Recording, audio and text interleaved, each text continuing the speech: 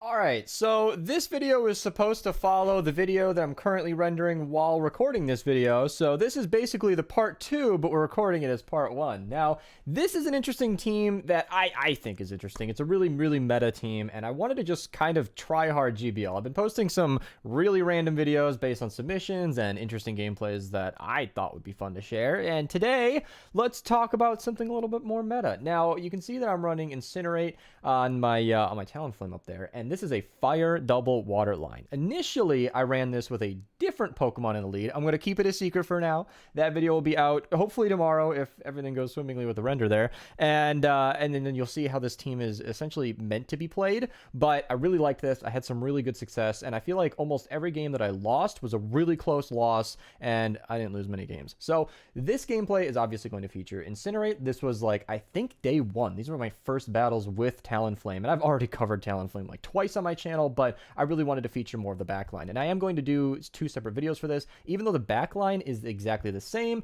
it plays very differently if your lead Pokemon is different. So let's hop into these battles and see how these go. Now, obviously, I really like Talonflame. I mentioned that in my previous videos. I really like how it plays. I loved Ho-Oh in the Ultra League, but this video is weirdly enough mostly meant to feature the water types. Now, sorry if this is laggy for 2 reasons. First and foremost, it's a stream recording. I'm doing what I can, as you can see, with somebody following, and I'm also rendering in the background. So hopefully this isn't too bad, but essentially what you want to do against a Dugong or anything really is bait that Brave Bird, because I always shield against a Talonflame initially. They're always...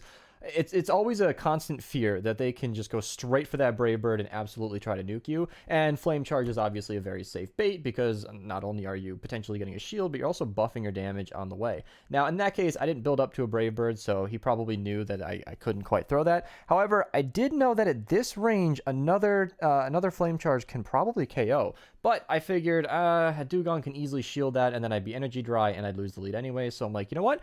Let me just save that. That's a Brave Bird in my back pocket. Let's swap into Politoed. And that's kind of the whole point of this team, is you sort of need to lose Switch. Obviously, that's kind of counterintuitive, but when you're running double water, I do not want my lead Pokemon to be really weak to a potential grass type or electric type in the back, because that's kind of what I need to take it out. Now, I did say electric, and one of you at least has got to be thinking, Talonflame is not an electric counter. Well, Talonflame is almost an everything counter. That fire and flying hits just about everything for super effective or neutral. Rock types are a problem, but that's also not a counter to water now. So you see how this kind of has some good synergy. And obviously Galvantula would be tricky, but you can see I'm running double Mudshot users, and I do have the Legacy Earthquake on my Politoed. So I'm actually not too scared of any electric types. They never really gave this team any problem. And with the ground typing on Swampert, it's not a problem. It actually handles it pretty well. And Skarmory actually is sort of a core breaker for my regular lead.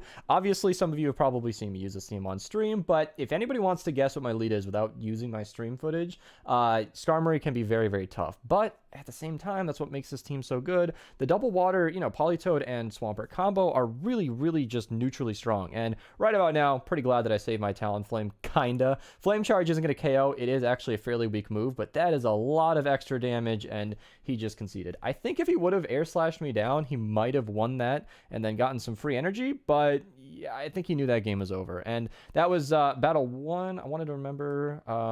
Oh, yeah, no, that's in the second game. My bad. Obviously, I lost my train of thought. All right, getting to the next battle. I'm just going with it. I was waiting for it to start anyway. I watched myself take a drink of water, and it just borked my entire brain.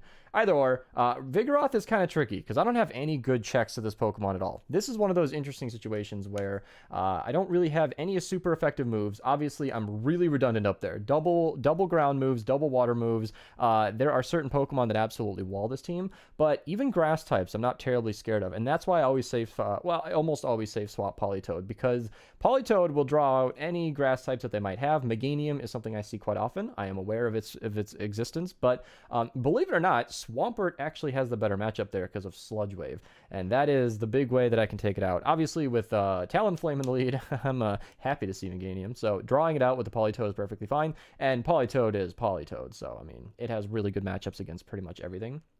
And yeah, so that's kind of what I was saying earlier, is a lot of these Pokemon are so spammy that they just have great neutral coverage against the whole meta, and it actually jives pretty well. Definitely wanted to catch the move there, wanted to get up to double Incinerate just to bank more energy, always saving it for whatever could be in the back. I'm like, yeah, just send it on me. I think he beats me to the next move, and I'm almost certain he stored the Hydro Cannon. So I'm like, okay, well, obviously, the Skarmory isn't going to need a throw on my Swampert, but I am definitely going to be saving that shield for Talonflame, and if I can get off 2 Hydro Cannons, that's perfectly fine. Shields down is great for Talonflame, but damage on the Skarmory is even better. I might even stop attacking here. I'm not sure. Yeah, I got Air Slash down too fast because I'm like, this is just some free damage. But I have learned from, well, actually, I don't know if I had learned, because like I said, these are my first battles. Nowadays, I think I'd farm that down, but in this case, I was like, well, might as well get, you know, that damage boost. I don't need that damage boost. What I needed to do was shield that, build up to 2 Brave Birds, and then start throwing, because you see he still has a shield. So that did not need to be thrown on Skarmory. That was definitely a mistake by me. I thought more damage is more better, but that's only true when Incinerate is doing a huge amount of damage output. Against a Swampert, which is resisting it, not going to be an impressive showing. So I think we can skip this. Q times got a little weird. Here we go. All right, next game. Bastiodon, the bane of my existence. Goodbye. I definitely don't want to be seeing Bastiodon when you're running Talonflame. In fact, now that it's been a couple of days since Talonflame has really been introduced to the game, Bastiodons are pretty common. And if anything, today when I ran my sets, I only think I encountered like 1 or 2 Talonflames, and almost every other team had Talonflame counters. I ran into a lot of Bastiodon today. Once again, just drawing out the Meganium. I'm not even going to bother shielding. Nothing is going to do any meaningful amount of damage, and I can farm this thing down for a lot of energy. I'm not too careful about shielding it because nothing is going to hurt me. You guys probably already know this because, like I said, I've covered this Pokemon twice, but Talonflame is pretty bulky, and I don't think throwing there was going to matter because I'm looking to swap out anyway. Obviously, he's going to come in with Bastiodon, and I'm just going to try my hand with Swampert. I'm like, all right, I got a fully loaded Talonflame, everybody's got their shields up, and I've got a Swampert in the back. What could go wrong here? I'm like, okay, a Mew with, I'm sorry, what? Is that Waterfall? Waterfall Mew. I don't even know.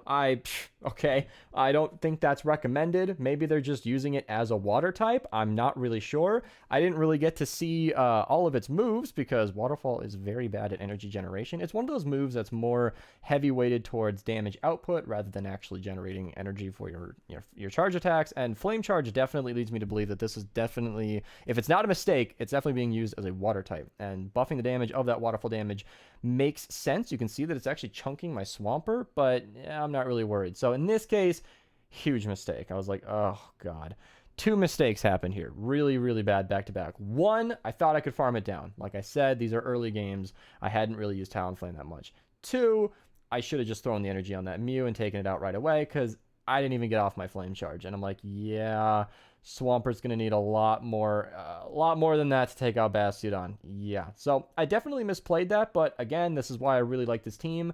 Every loss that I had was, almost every loss I had was my fault, which I'm not saying this is a perfect team. It has its counters, but that was a really avoidable loss. Even with a really tricky Mew in the back, if I would have saved a shield for Swampert, I think I would have been able to survive a little while longer. Obviously, it was really low, but there was definitely some play there. There was definitely some play. One shot the Mew, maybe get that boosted damage on the Bastiodon. I don't know. But Ninetales, great lead. Medicham, that's good too. Honestly, I got Sludge Wave on the Swampert in the back, so Ninetales I'm not exactly scared of. And Medicham is actually a Pokemon that often switches out of Talonflame matchups. This is again very early on. He probably didn't know the matchups, same as did I. I kind of swapped out of that. That is really good for Talonflame. You actually want to stay in. But I wanted to get that damage in just for I wanted to get either damage or shields to pressure that Alola Ninetales in the back. So I figured a Politoed is a pretty safe swap. And, you know, when everything on my team has no fear from something like Alola Ninetales, it's kind of comfortable, you know? Like, Politoed and Swampert have such neutral matchups against pretty much everything other than grass types that I'm like, I'm really comfortable just doing whatever. And I'm really trying to I'm really trying to time this so I don't let any charms through. This is getting very, very, very, very tricky for me because I always feel like I let one through. Charm is really weird for me to time, and I am not getting good at figuring it out. Maybe it's a bug or something. In this case, it didn't affect the matchup at all, which is great. Obviously, this is a nice thing to get lined up. I wasn't really trying to win switch. I think I did because he swapped out. So, or no, I beat the Medicham. My bad. So obviously, I'm just letting the Politoed go down anyway, trying to do as much damage on my way out. Hopefully, if Flame Charge can pressure shields, I'm like, wait, what? You shielded that? So I am definitely shielding. I have no idea what's in the back, but if you're shielding something that weak to Talonflame, this is bad. Now I've got a boosted Brave Bird against, oh my god, a Diggersby. Diggersby is one of the strongest, bulkiest, I mean, so strongest Pokemon in the entire game, in Great League at least. It is very, very large, health-wise, I should say. Defense is off the charts, and yeah, he backed out once he saw a Swampert. So it is incredible to see him go straight to the yellow, even from a boosted Brave Bird. That is an impressive amount. If you don't know the bulk of Diggersby, you probably haven't battled against too many of them then. It's quite a chonker. So to hit it for that much is great. Vigoroth again, very, very spammy. It's funny, I'm using Incinerate, and he's still more spammy than I am.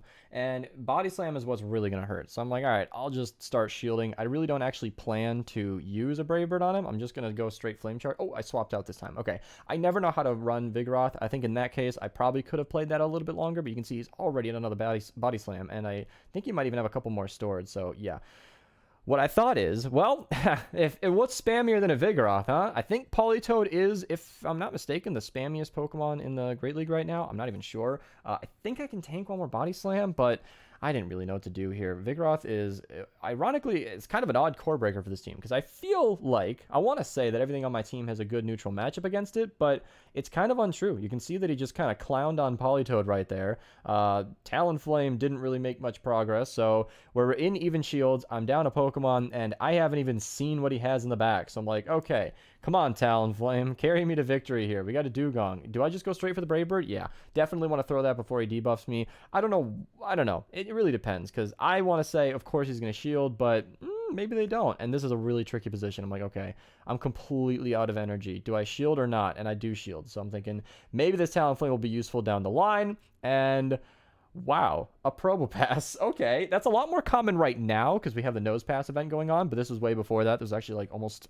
oh my goodness, I think it was almost a week ago by now. When was Talonflame? It's Thursday, and it was set. Oh, I've been very behind on videos because I'm only trying to upload like 1, maybe 2 Pokemon videos per day, and so I end up squatting on these videos for a while. Definitely want to throw the Sludge Wave, do some neutral damage. I don't even know if I bother with a Hydro Cannon.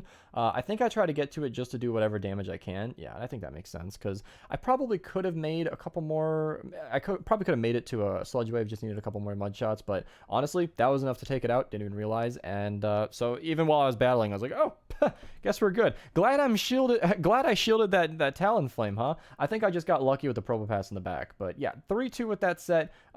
This is a really weird length video. Either these next sets are really quick, or I think I was just screwing around with yeah, I was just screwing around with the Diggersby because I saw it in game and I really wanted to use one, so I was poking around in my rank 7, and it actually turns out that I have a rank number 2 now. Caught it the other day, so apparently I'm only showing one set. Apologies for that. Thought I had more, but hope you guys enjoyed the games. If you want to submit any battles, in the description down below I have a submission link that you can use. My video is now done rendering, so I'm gonna go record that. That video should be linked down below. If I remember, I'll try to recommend it up on the screen here at some point. Thank you guys so much for watching, and have a nice day.